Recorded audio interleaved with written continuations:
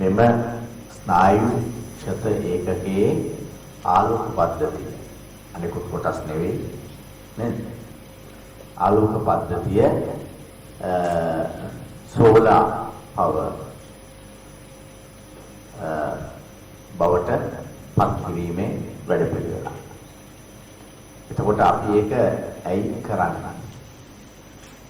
මම දන්නේ ශ්‍රී ලංකාවේ වෙන කොහොලක සෝලාර් පවර් සඳහා කල්පනා කරලා තියෙනවද කියලා. අපේ රෝහලේ විදුලි බිල පමණක් මාසෙකට රුපියල් මිලියන 28ක් 30ක් පමණ වෙනවා.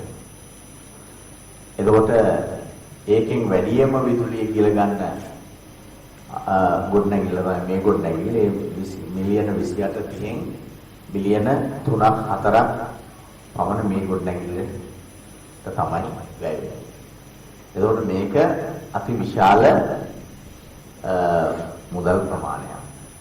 එතකොට මේ සම්බන්ධයෙන් අපි කල්පනා කළ යුතුව තියෙනවා. ඒ අනුව තමයි අපි කල්පනා කරේ මේ රෝහලේ විදුලි එහෙම නැත්නම් බල ශක්ති සංරක්ෂණ යම්කිසි වැඩ පිළිවෙලක් ආරම්භ කළ යුතුයි කියලා. දැන් අපි සුනිත්‍ය බල ශක්ති අධිකාරිය එක්ක කතා කරලා මේ රෝහලේ සම්පූර්ණ සමීක්ෂණයක් කරලා තියෙනවා. මේ සමීක්ෂණයට අනුව මේ රෝහල සම්පූර්ණයෙන්ම සූර්ය විදුලි බල ශක්තියට ඒ කියන්නේ මේ පහන් පමණක් නෙවෙයි සමස්ත රෝහල පරිවර්තනය කිරීම සඳහා මූලික විශාල මුදලක් වැය වෙනවා. එතකොට හැබැයි මේ මුදල අවුරුදු 7කින් 8කින් විතර කවර වෙනවා. අපිට ලැබෙනවා. ඊට පස්සේ අත් වශයෙන්ම අපි ඒ කියන්නේ ඒ බල ශක්තිය නොමිලේ තමයි අපිට ලබා ගන්න පුළුවන් හැකියාව ලැබෙන්නේ.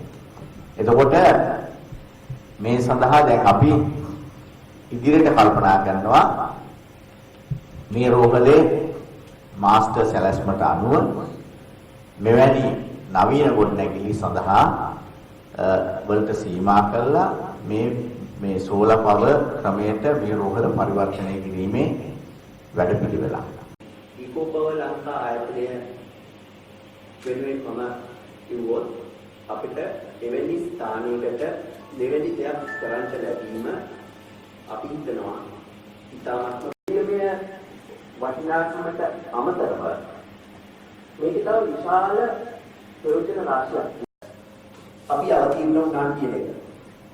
මේකට කාලයක් යයි අර අපේ මගේ මිත්‍ර අනිල් ජාසිංහ මහත්මයා කිව්වා වගේ මේකට කාලයක් යයි.